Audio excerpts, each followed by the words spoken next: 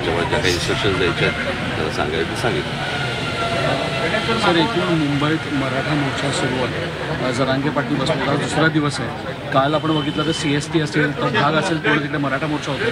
काय कसं काय बघताय सर गोष्टी? मराठा मोर्चा आणि ओबीसी असा एकंदरीत वाद सुरू झालेला आहे. पुन्हा जातीपातीचं राजकारण या ठिकाणी मला असं वाटतं या सगळ्या गोष्टींची उत्तर तुम्हाला एकनाथ शिंदेच देऊ शकतात, मी नाही देऊ शकत. ते जेव्हा येतील तेव्हा त्यांना विचारा.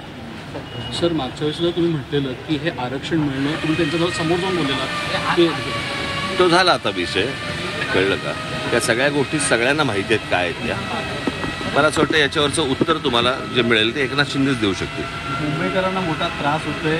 CST स्टेशन असेल या बसेस असेल सगळेच लोक अडकलेले आहेत. त्याचा फटका जो आहे तो आरक्षणाचा. मी पुन्हा माझ्याकडे ह्याचं एकच उत्तर आहे की जेव्हा एकनाथ शिंदे येतील त्यांना विचारा की मुंबईकरांना खूप त्रास होतोय.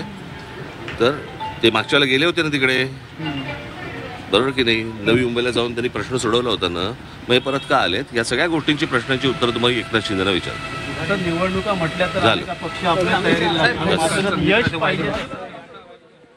ते राज ठाकरे आज ठाण्यामध्ये आहेत आणि ठाण्यातून राज ठाकरे यांची प्रतिक्रिया आपल्याला पाहायला मिळाली. एकंदरीतच जरांगेंचं आंदोलन, तिकडे ओबीसींचं आंदोलन आणि आरक्षणाचा जो मुद्दा सध्या राजकारणामध्ये तापलेला आहे, राज्यात तापलेला आहे, त्या दृष्टीनं राज ठाकरेंना प्रश्न विचारला असताना या सगळ्याचं उत्तर हे केवळ एकनाथ शिंदेच देऊ शकतील आणि त्यांना हा प्रश्न विचारा, असं एका वाक्यात राज ठाकरे यांनी या आंदोलनासंदर्भात आपली प्रतिक्रिया दिलेली आहे. तर मराठा आरक्षणाबद्दलचा प्रश्न हा एकनाथ शिंदेंना विचारा आणि तेच याचं योग्य ते उत्तर देतील असं राज ठाकरे यांनी म्हटलंय.